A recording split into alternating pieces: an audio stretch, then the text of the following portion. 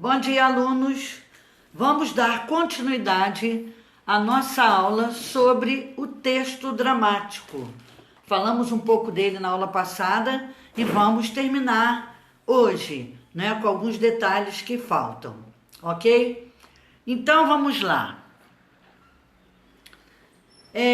Características do texto dramático.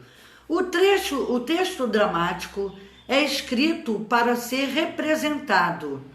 Quando a pessoa cria o texto dramático, o que é dramático? De drama, representação, né? A gente vai assumir características, personalidades de outras pessoas para poder dramatizar numa peça teatral.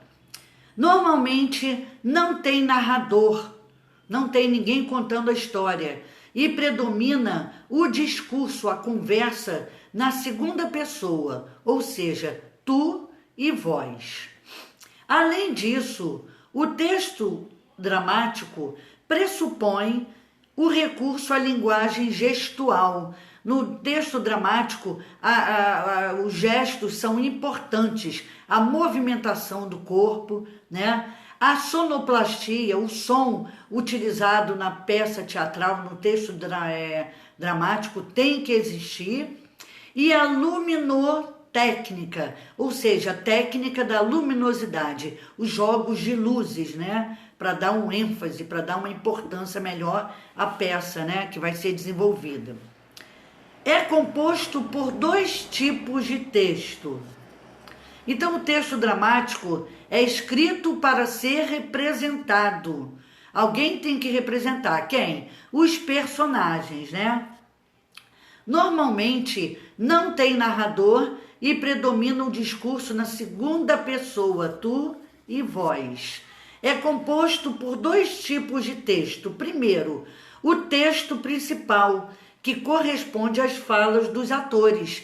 Tem que ter um texto produzido mostrando o nome de cada ator e as falas que eles vão dar início para poder fazer a peça teatral, né? É composto também por monólogo ou diálogo, certo?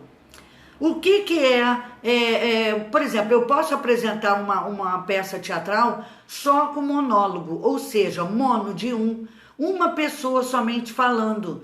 Ela pode falar sobre os seus medos interiores, as suas angústias, as suas alegrias. Então, faz um drama em relação a ela mesma. Aí vai haver um personagem só, que é um monólogo.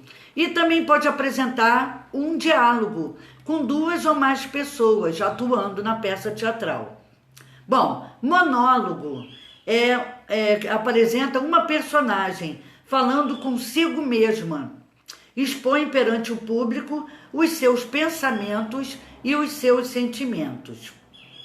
O diálogo são falas entre duas ou mais personagens, pressupondo que não são ouvidos pelas outras personagens, não é? Por exemplo, o ator vai atuando, vai falando, né? Como se não estivesse ouvindo o outro, né? Cada um fala para o público. Agora vamos à continuidade. O texto principal, que corresponde às falas dos atores. O texto secundário são chamadas também de indicações cênicas. Cênicas que se refere ao teatro, que se destina ao leitor, ao encenador da pessoa ou aos atores, né?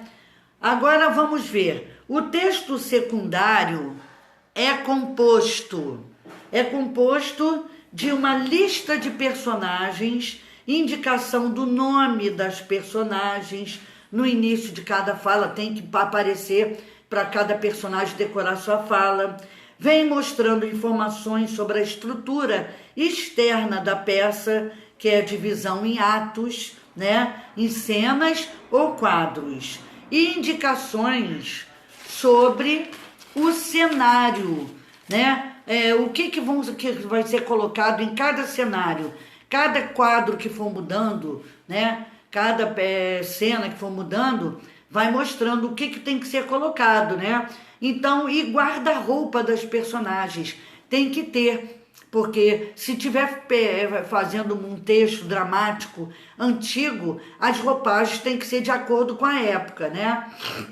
Então, pelas indicações sobre a movimentação dos personagens no palco, por exemplo, tem que mostrar a hora que o personagem tal vai se movimentar para um lado ou para o outro, ou vai entrar ou vai sair, se vai chorar, se vai rir, né? As atitudes que devem tomar, certo? Tem que ser escritas para eles saberem, os gestos que devem fazer ou a entonação de voz com que devem proferir as palavras. Então vem tudo bem explicadinho para não ter erro.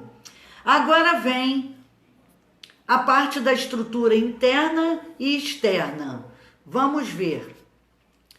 A estrutura externa é o teatro tradicional, é clássico, dividia em atos, com mudanças de cenários e em cenas equivalentes à mudança de personagens também em cena. O teatro moderno atual põe de parte estas regras tradicionais de divisão. Vamos ver como é a estrutura interna.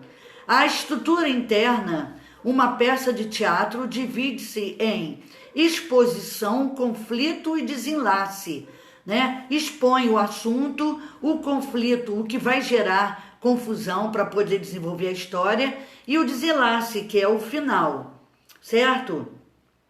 Então, a apresentação das personagens e dos antecedentes da ação. O conflito é um conjunto de peripécias que fazem a ação progredir, né? São as coisas que vão acontecendo para desenvolver a história. E o desenlace é o desfecho da ação dramática. Intenções do autor, né?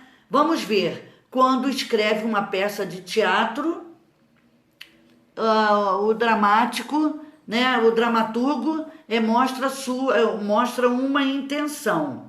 Então, as intenções são essas. Moralizadora. Que tipo de intenção é essa que o autor faz? É distinguir o bem do mal. Então, por isso que é moralizadora, relacionada à moral. Mostra o bem e mostra o mal. Aí isso os personagens vão atuar, né? Mostrando o bem ou o mal.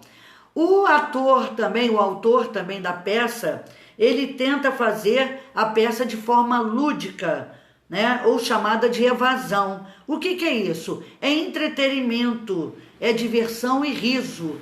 Ele também coloca dessa forma lúdica, engraçada, para que as pessoas riam e se divirtam.